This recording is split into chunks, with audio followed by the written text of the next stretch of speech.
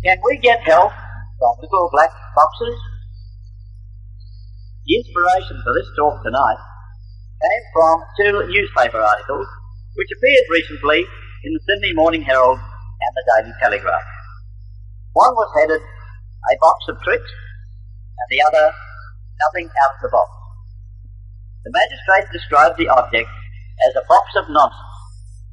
The defendant was fined £30 for alleged fraud.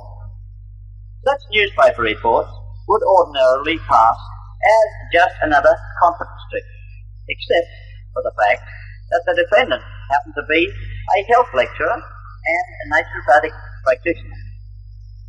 No doubt many good people have been confused and disillusioned by reports from time to time of charges being made against health lecturers and natural health practitioners.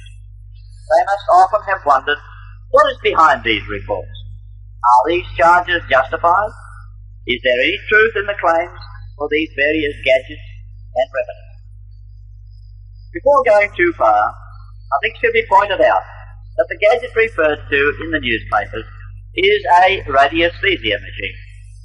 Just which type, I am unable to say at present. However, the specific type is not important. No matter what type or construction, most of these little black boxes work on the same basic principle. It is claimed for them that they make use of human radiations for the detection and cure of disease. What is the basis for these claims, and what is the truth of the whole matter?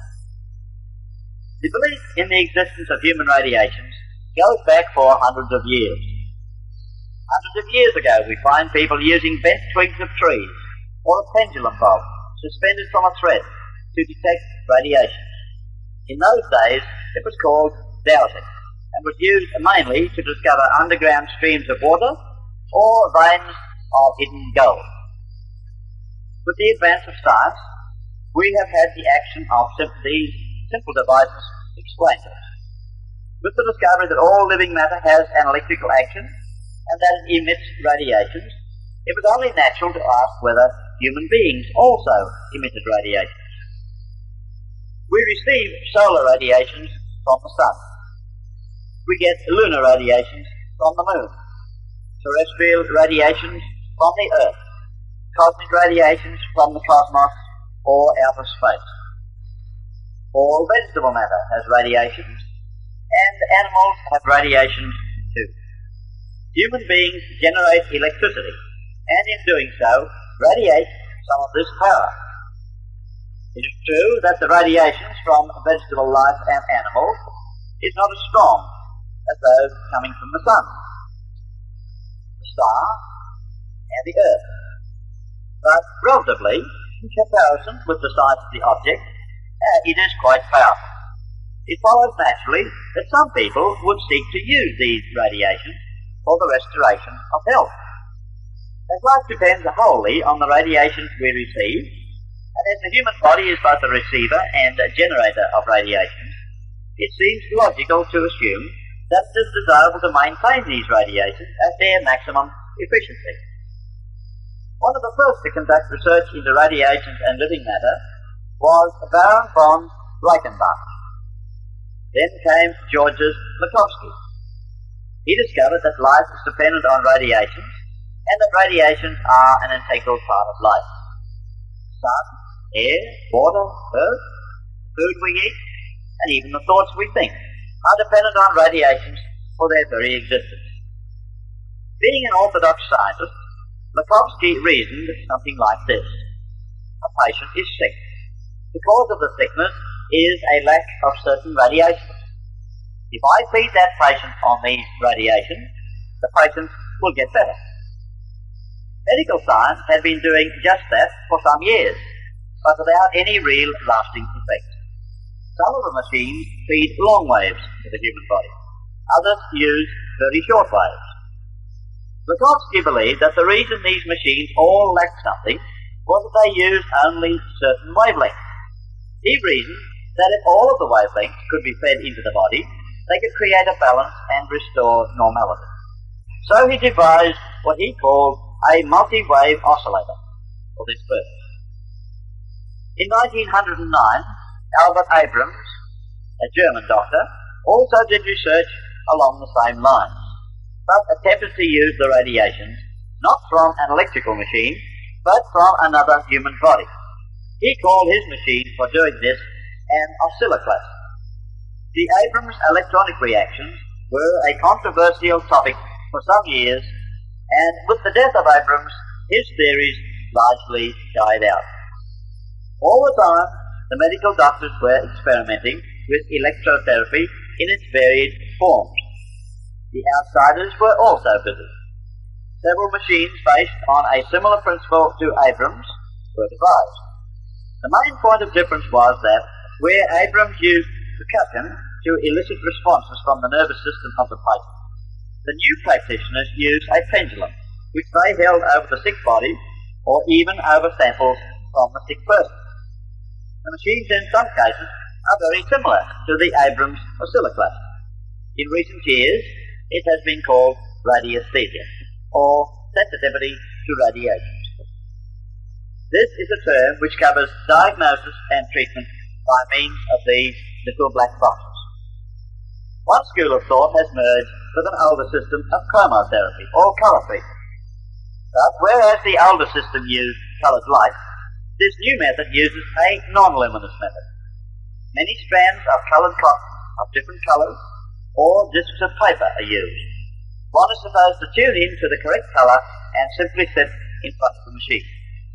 It has also been claimed that the treatment can be transmitted over hundreds or thousands of miles, thus allowing the practitioner to treat patients at a distance. So in 1956, I became interested in radiesthesia through correspondence with a man in France. Arthur Boise then lived on the Riviera, and we corresponded for some years.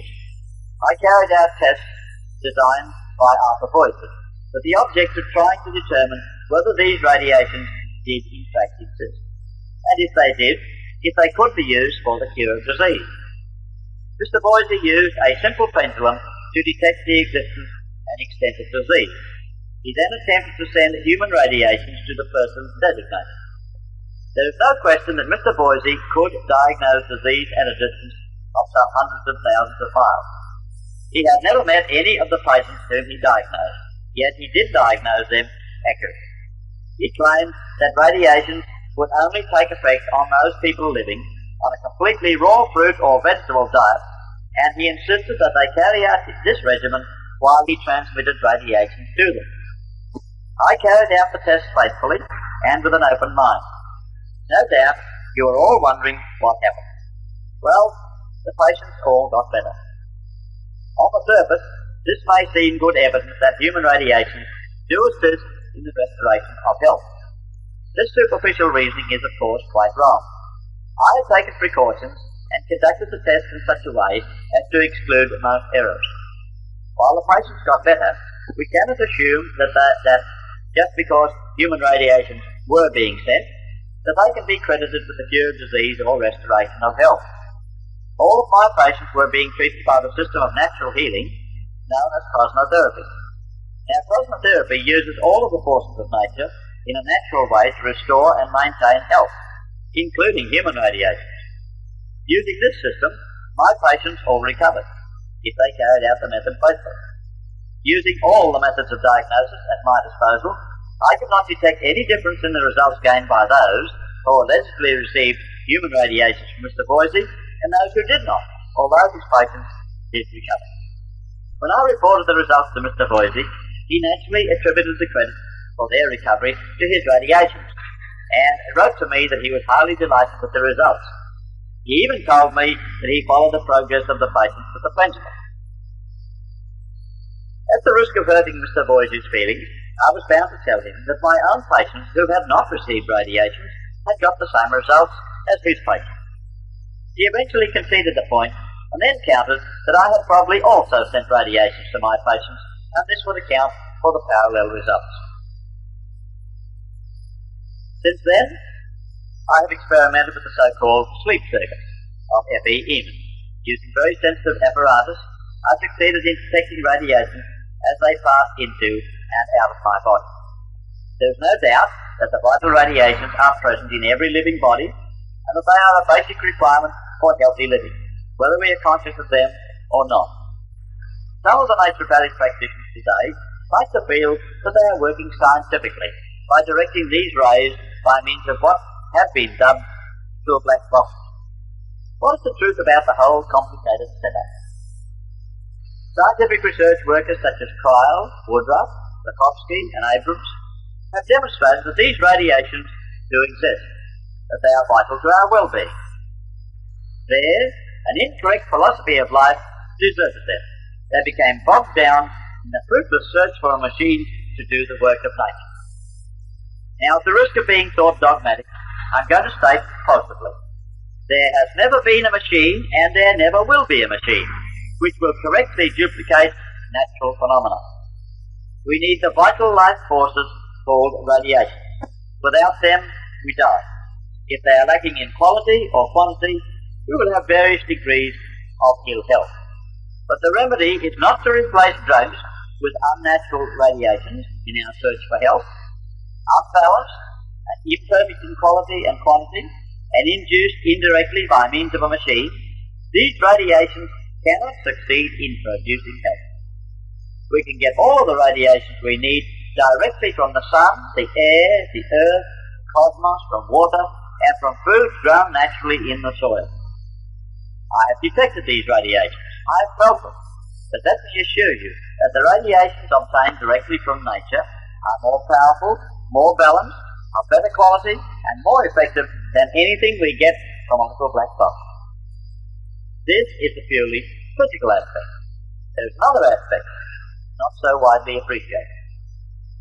I do not believe that radiesthesia of any kind should be encouraged, because it induces a negative state of mind in the patient. While consciously the patient may not credit the little black box with miraculous powers, the subconscious mind does do this. And since the subconscious mind has such a powerful influence on our nervous systems, we must recognize the danger of this factor. We naturopaths believe that the sole power for health and healing resides within the cells of our body. Each tiny cell, individually and collectively, has a will to live and an inherent force which strives to reproduce itself and to maintain its integrity. We must be positive about this. Any negative attitude of doubt in the self-healing powers of our bodies must create a negative condition in the subconscious mind. In the presence of negative radiation, the body cannot function efficiently. We must understand quite clearly that no gadget, whether it be a little black box or a nickel-plated box, can produce health or cure disease. For millions of years, man has done without them. For millions more, he will do without them again. It is precisely this preoccupation with the contents of boxes and bottles, with sharp knives, scissors and syringes, and other gadgets that has diverted the minds of humanity from the simple truths of life. If you have a toxemic condition of your bloodstream, and as a result have what the medical profession call a disease, you can sit in front of these little black boxes or nickel-plated boxes. You can take drugs from bottles or syringes, but you will never attain high-level health. It is true that you may alter the course of your disease, change the symptoms a little, but you will never change the basic condition of your bloodstream. Only the life force within the tiny cells of your body can do that, and they can only do it when the conditions are favourable.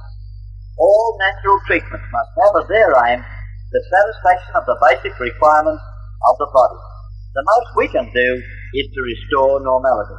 When this is done, nature, or the cells of the body, will do the rest.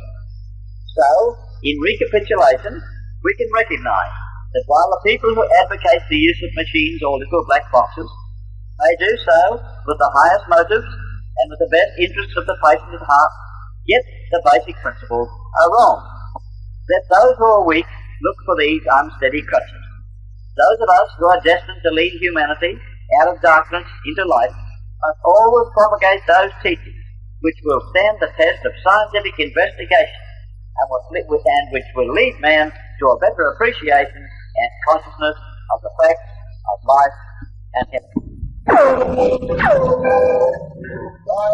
Indeed, we fly from one subject to another. And here is Mr. Alan Green, Vice